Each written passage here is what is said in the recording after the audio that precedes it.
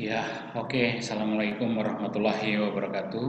Kita mulai pertemuan kita pada siang hari ini.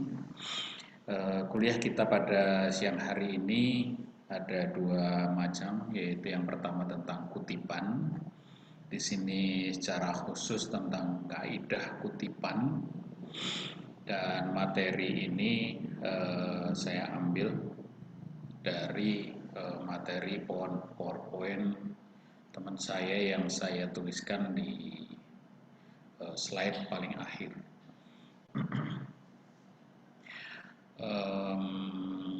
Selain tentang kutipan, nanti juga sudah saya siapkan video kuliah tentang penulisan daftar pustaka. Jadi nanti setelah kuliah ini ada dua video yang kalian bisa pelajari tentang kutipan dan daftar pustaka, yang mana ini sangat penting dalam metodologi penelitian yang kita sedang pelajari hari ini. Yang pertama, apa itu kutipan? Ya. Kutipan di sini kalau kita lihat dari pengertiannya, kutipan adalah pinjaman kalimat atau pendapat, ide, gagasan orang lain yang diambil dari sumber tertentu. Nah, itu ya, kutipan ya. Pinjaman kalimat, kita pinjam kalimat seseorang, kita menggunakan kalimat seseorang, kita menggunakan ide seseorang, gagasan seseorang dari sumber tertentu. Sumbernya itu jelas. Seseorang tadi sudah menulis di mana, membuat buku apa, dan seterusnya. Kita lanjutkan dengan cara mengutip. Bagaimana kemudian cara mengutip? Nah, kutipan ini berbeda dengan apa yang saudara kenal. Ada kutipan di pasar, ada kutipan di jalan. Nah, ini beda ya. Kita mengambil ide, pendapat, kemudian tulisan dari orang. Nah, kutipannya itu dengan menyebutkan nama penulis atau editor. Cukup nama belakang, kemudian tahun terbit atau sumber referensi, halaman yang dikutip. Nah, contohnya di sini titik-titik Trimo 2007.2202. Trimo 2007.2202 ini menyatakan menurut Trimo, yang dia sudah pernah tulis di tahun 2007 halaman 202. Nah, titik-titik ini kalimat, kemudian bisa juga Trimo menyatakan, Trimo 2007-2002 menyatakan titik-titik, atau menurut Trimo 2007-2002 titik-titik. Nah, itu adalah apa yang kita kutip dari Trimo tadi ya. Kemudian jenis-jenis kutipan. Kutipan terbagi menjadi dua, yaitu kutipan langsung, to quote, ya, ini mengutip sama persis seperti sumbernya. Di sini dalam kutipan langsung ini ada dua macam, kutipan panjang dan kutipan pendek. Ya. Sedangkan yang kedua kutipan tidak langsung, to paraphrase.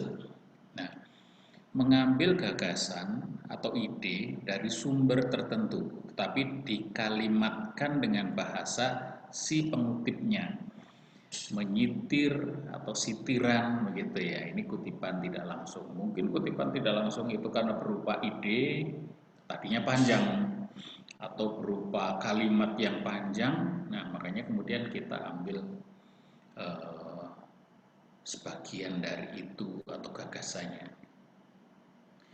Kemudian yang ketiga, kutipan dari sumber kedua, artinya mengutip yang dikutip oleh orang lain dalam suatu naskah. Jadi ini artinya kutipan dari sumber kedua itu adalah kutipan dari kutipan yang tentu saja notabene ini kurang disarankan. Yang pertama dan kedua itulah kutipan yang disarankan. Dalam mengutip langsung itu ada beberapa prinsip.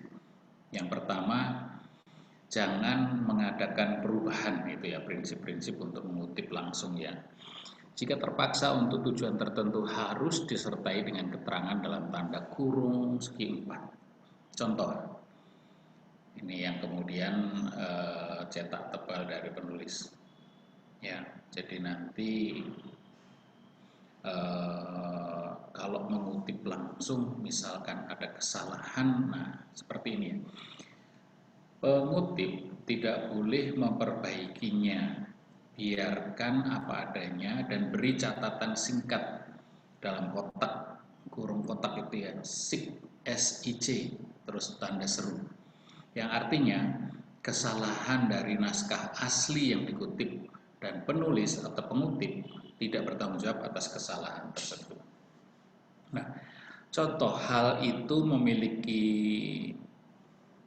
makna SIC itu yang ambigu. Nah, ambigu. Nah, menghilangkan bagian yang dikutip dibolehkan asalkan tidak mengakibatkan perubahan makna. Untuk menghilangkan bagian kalimat dengan titik 3, jika yang dihilangkan itu adalah lebih dari satu baris, maka digantikan dengan titik panjang satu baris, ya, satu barisan. Nah, oke, ini tentang prinsip-prinsip mengutip langsung. Jadi tidak boleh mengadakan perubahan. Tapi kalau ada salah, kasih keterangan SIC.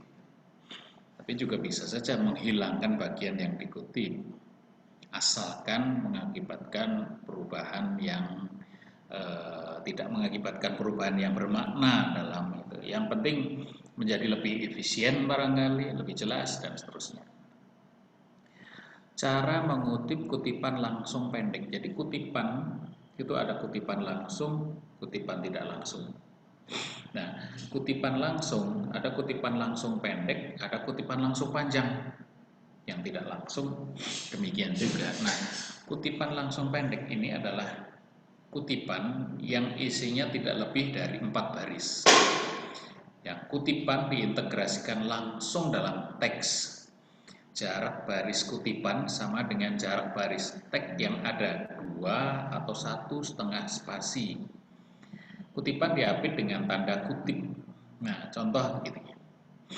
Terkait dengan keindahan bahasa sastra seni 1993-81 menyatakan bahwa bagaimanapun juga kemampuan penulis dalam mengeksploitasi kelenturan bahasa akan menimbulkan kekuatan dan keindahan bahasa. Nah, perhatikan. Ini adalah contoh dari kutipan langsung pendek karena hanya kurang dari 4 baris ya, atau tidak lebih dari 4 baris, maka cara menulisnya begitu, mengikuti alinea yang ada.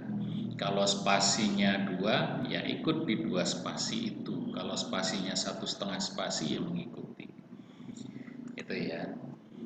Nah, kemudian contoh lagi, terjemahan karya ilmiah dalam bahasa Indonesia banyak yang tidak memuaskan karena para penerjemah tidak terlatih dalam ilmu penerjemahan. Misalnya, salah satu terjemahan berikut ini. Suatu pikiran yang telah tersebar dengan luas sekali, orang banyak, menggambarkan buku-buku sebagai benda tak berjiwa, tidak objektif, sik, serta damai yang pada tempatnya sekali berada dalam kelindungan sejuk dan ketenangan akademis dari universitas-universitas dan tempat. Sani 1959 halaman 7. Nah, ini kutipan langsung panjang, ditulis dengan spasi yang berbeda. Kalau yang di atasnya ini kalimat sebelumnya dengan 2 spasi, di sini cukup dengan 1 spasi dan penulisannya menjorok ke dalam, gitu ya. Menjorok ke dalam itu artinya dia menggunakan indentasi tertentu, gitu ya, indentasi tertentu di sini. Ya. Ini karena kutipan langsung panjang, yang panjangnya lebih dari 4 baris. Nah, cara mengutip kutipan tidak langsung. Nah, kemudian kutipan tidak langsung itu apa yang dikutip itu kan suatu rangkaian kata-kata yang panjang, bisa ide atau apa gagasan yang panjang. Nah, yang dikutip hanya ide pokoknya saja. Bahasa kutipan dengan bahasa sendiri. Kutipan diintegrasikan dalam badan naskah atau teks. Jadi satu jadi satu gitu ya. Setelah kita membuat narasi tulisan, kemudian kita ada kutip, masukin saja begitu ya. Dan jarak bagian kutipan sama dengan jarak badan teks lainnya. Kutipan tidak perlu menggunakan tanda kutip, ini kutipan tidak langsung ya. Contoh, bentuk tulisan faktual yang berupa recount, penceritaan kembali dalam media massa sangat beragam. Hal ini disebabkan jalannya tujuan penulisan sebuah recount yang mengarah pada bentuk hiburan atau pemberian informasi. Colegan and Rotary 1993-53. Banyak rubrik surat kabar nasional yang menyediakan tempat untuk pembaca untuk terlibat dalam komunikasi nasional yang dijalin dalam bentuk artikel-artikel. Nah, ini adalah sebuah kutipan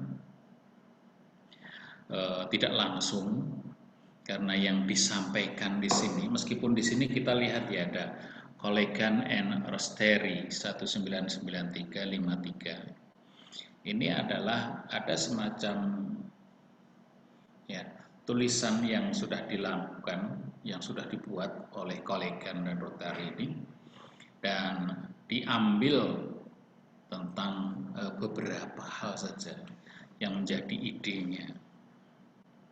Jadi kan ini ada tulisan berupa recount, penceritaan kembali.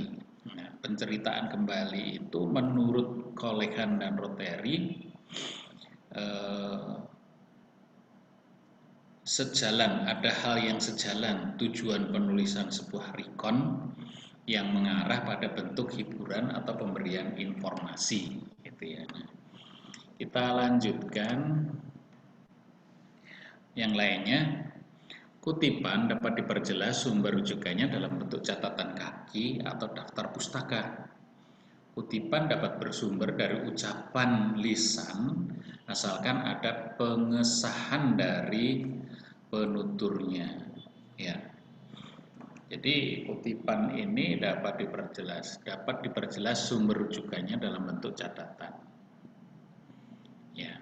Kemudian kutipan dapat bersumber dari ucapan lisan asalkan ada pengesahan dari penuturnya, dan hendaknya pengutipan dibuat secara bervariasi.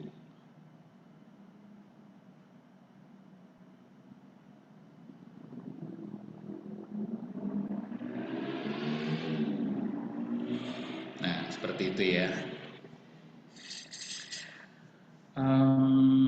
Dapat bersumber dari ucapan lisan asalkan pengesahannya dari penuturnya. Jadi artinya kan ini hasil wawancara, gitu ya.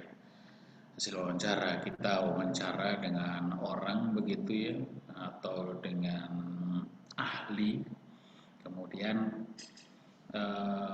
kita sampaikan menurut siapa, disebutkan tentang pendapat seseorang itu. Sebutkan penuturnya.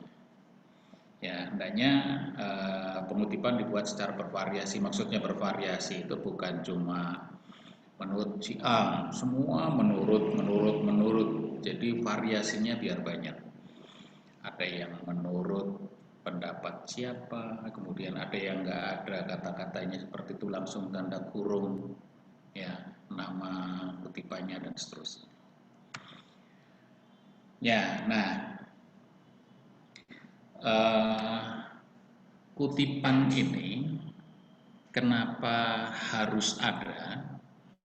Itu sama seperti kalau kita membuat daftar pustaka. Kutipan harus ada. Mengapa? Karena kutipan ini memberikan kita apa ya?